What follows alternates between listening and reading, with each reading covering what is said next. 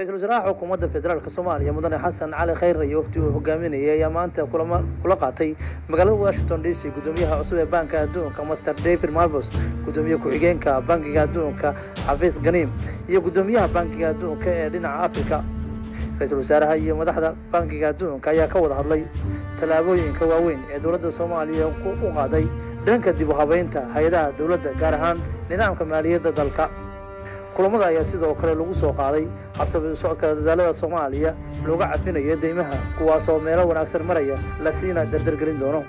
gudoomiyaha cusub ee banka adduunka ayaa sheegay inuu ahmiyad gaar ah siin doono Soomaaliya isla markaasna uu si toos ah ula socon doono barnaamijka deyn cafinta Soomaaliya shirka ayaa waxaa sidoo kale ka qayb galay wasiirada maaliyadda iyo bankiga dhexe ee Soomaaliya hantiroolaha qaranka Soomaaliya iyo xubno kale wasiirka wasaaradda maaliyadda jamhuuriyadda federaalka Soomaaliya mudane Cabdiraxmaan Ducaale Beyle ayaa warbaahinta qaranka uga waramay waxyaabihii ugu waaweynaa kulamadii maanta waxa shirar fara badan baa halka ka dhacay oo sidaad ogtahay waxa halkan yimi wafdi aad u ballaaran oo uu hogaaminayo ra'iisul wasaaruhu oo minister Balaani iyo dad fara badan la socdaan muhiimaddu waxay ahayd waxa weeye shirarkii waaweynaa ee World Bank ama banka adduunyada iyo fundka ay organize gareyn jireen weeye ama ay manage gareyn jireen isku keeni jireen annaga markaa muhiimadeedu waxay ahayd waxa weeye arrintii deyn cafiska ayaa muhiimadda ugu weyn ahayd ra'iisul wasaaruhu markaa wuxuu muhiimadda saaray madaxweynaha cusub David Malpass oo aad iyo aad u soo dhaweeyay ra'iisul wasaaraha oo nagu yiri waxa weeyaan dawladdii ugu horeysay shaqadii maanta dawladda ugu horeysay aan damaynayna kuwa Soomaaliya guuritaas sharaf weyn bay runtii noo ahayd talabaad waxaan iska wareysanaynay waxa weeye halka ay wax marayaan Soomaalida arrinteeda halka ay marayso arrintii deyn cafiskii ku soo daalay shaqada badan nagaga baxday halka ay marayso ayaan iska wareysanay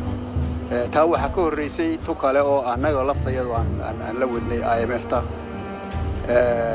saduuqa lacagta adduunka aan la wadnay oo shalay dooraad baan ku jirnay waxa soo dhan wixii ka soo meedha baxay baa shirkii imika madaxweynaha iyo ra'iisul wasaaruhu ay kulmeen iyadana lagu la faguray maxaa ka soo baxay baa la lahaa xageen ku socono xageen ka nimid halkeen taaganay waa la islaa wararku marka halkaas ayay ahaayeen waxaan u socotaa si fiican baa u socotaa ra'iisul wasaare Xasan Cali Khayr iyo wafdiga uu hogaaminayo ayaa booqasho ku joogi doona dalka Mareykanka maalmaha foodan ugu soo haya iyagoo uga qayb galaya shirka guga oo ay isugu yimaadaan inta badan hay'adaha maaliyadda dunida sanadkan ayaa waxaa jiri doona qayb u gaar ah Soomaaliya oo lagu qorfayn doono dhaqaalaha Soomaaliya iyo sidii dunida uga qayb qaadan karto kobcinta dhaqaalaha dalka iyadoo Soomaaliya ay albaab kasta u garaaci doonto sidii looga cafin lahaa deynta sida uu sheegay wasiirka wasaaradda maaliyadda dalka mudane Cabdiraxmaan Ducaale Beyle yani halkan dad oo dhan baa isugu yimi annaga marka halkan waxaan u joognaa waxa weeye ra'iisul wasaaruhu inuu hogaaminayaa inaan ciddii wax nagaga maqan yihiinba ama ciddii aan wax isku nahay wax nala qabanaysaba aan u soo bandhigno halka Soomaaliya taagan tahay halkan ka soo saaray halkan ka nimi iyo halkan ku socono dhanka kale wasiirka ayaa mar kale waxaan weydiiyay go'aanka kama damaysta ah ee dadka Soomaaliyeed ku ogaan doonaan waqtiga laga cafin doono deynta iyo in kale shirkii weynaa ee decision point-ka la wareeyay ama shirkii qaraar qaadashada dalka deynta nagu leeyahay lahaayeen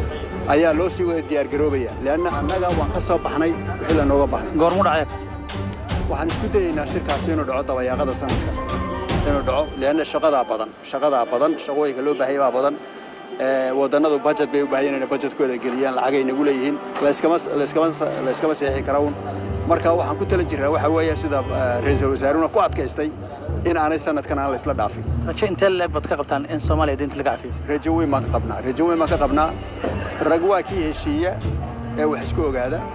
annagu waxaan nidhi waxbaan idinla saxaxnay waxbaan kala saxaxnay annaga mas'uuliyad baan saaray iyaga World Bank iyo IMF-kana mas'uuliyad baa saaray adduunyada kale ee deynta nagu lana mas'uuliyad baa saaray annaga xaqiiqadu waxay tahay waxa weeye waxa annaga nasaarnaa inaan ka soo baxnay wasiirka wasaaradda maaliyadda jamhuuriyadda federaalka Soomaaliya ayaa wuxuu hambalyo u diray madaxweynaha cusub ee banka adduunka waxaan aad iyo aad u hambalyaynayaa madaxweynaha cusub ee World Bank Mr David Malpass oo aad iyo aad noo soo dhaweeyay oo si garasho ku dheehan tahay noogala hadlay lacagta Soomaaliyeed iyo ma garanaysaa inaan soo celinta lacagtii Soomaaliyeed oo nagala hadlay waxyaalaha faraha badan ee nala qaban doonaan oo na tusay really in banka iyo isaga laftiisuba uu aad iyo aad u soo dhaweynay waxyaalaha Soomaalidu qabatay in wax lala qabtana uu hoosta ka xariiqay